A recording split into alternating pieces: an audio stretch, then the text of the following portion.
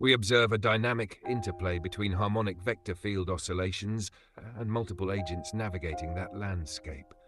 The field itself, rooted in sinusoidal interference, shifts over time, creating an evolving topology of motion, resistance, and guidance.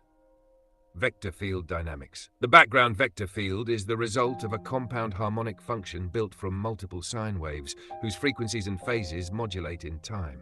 This results in a landscape of flows that change smoothly yet continuously, creating both attractors and divergent regions.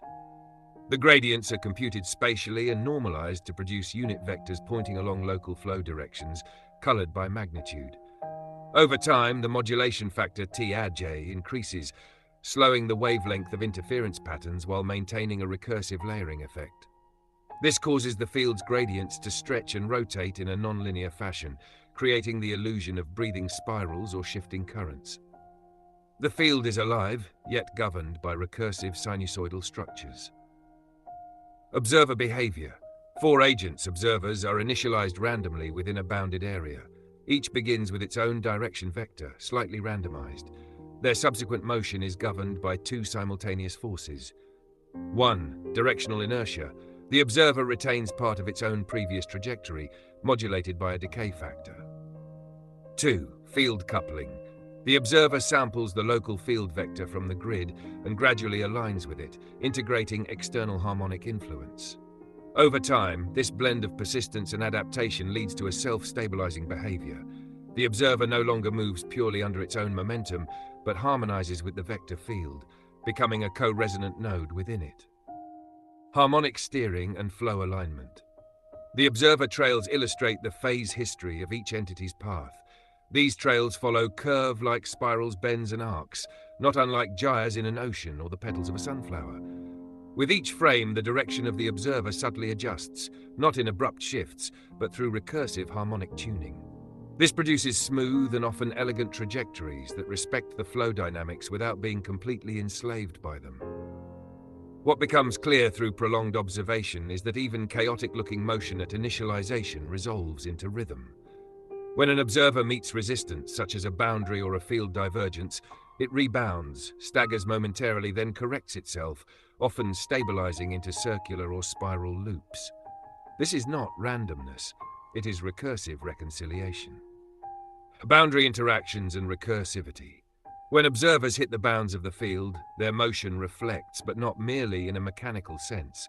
These boundaries act as feedback nodes, returning the observer not just physically, but energetically, into the fold of the recursive field. Often after such collisions, the agents exhibit stronger harmonic alignment, suggesting that collision events serve as phase reset triggers. Trails shortly after these collisions tend to become smoother, tighter, and more aligned with local gradients, hinting at a deeper recursive pattern where error or misalignment feeds back into stronger future coherence. Visual encoding and color. The vector field itself is colored using a plasma color map, where color intensity is proportional to the normalized magnitude of the vector. This chromatic coding adds an intuitive understanding of field strength and directional emphasis. Brighter, denser regions often attract tighter curvature in observer paths, while dimmer zones result in looser or more aimless motion. Observers are marked in cyan, their trails fading with time through gradual transparency and scaling. The temporal aspect of each trail not only shows location, but also decay, a visual memory of past motion encoded spatially. Core insights emerged. One harmonic recursion yields order. Regardless of initial conditions, all observer paths converge toward recurring structures. Spiral formations, looped orbits, and curved drift patterns are not exceptions. They are the result of recursive harmonic integration. 2. Path of least resistance is emergent. No path is predefined. Yet the vector field sculpts behavior over time.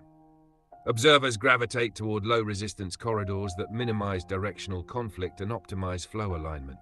This mirrors natural systems like air currents, galaxy arms, and magnetic field lines. 3. Boundaries encode reflective intelligence. Rather than limiting flow, boundaries in this system act as intelligent reflectors, triggering recursive correction. These reflections are not random. Each seems to teach the observer how to realign. 4. Resonance replaces force. Rather than moving by pushing or pulling, these agents navigate by tuning. They slowly adjust, not accelerate, adapting phase and flow alignment instead of brute vector application. This shift from force to resonance defines the core mechanic of movement. 5. Memory is motion. Trails encode memory. The field and observer together generate a memory landscape, a topological history of harmony and error. Over time, this memory is self-correcting. Conclusion. This simulation offers a living metaphor for intelligent systems embedded within a harmonic field. The interplay between local motion and global structure reflects a universal principle. Intelligence arises not from imposed order, but from recursive alignment with an underlying field of resonance. In such systems, freedom is not chaos, and boundaries are not prisons. Rather, they are the mirrors and tuning forks of a deeper intelligence. The path of least resistance is not the path of least effort, but the path of greatest coherence.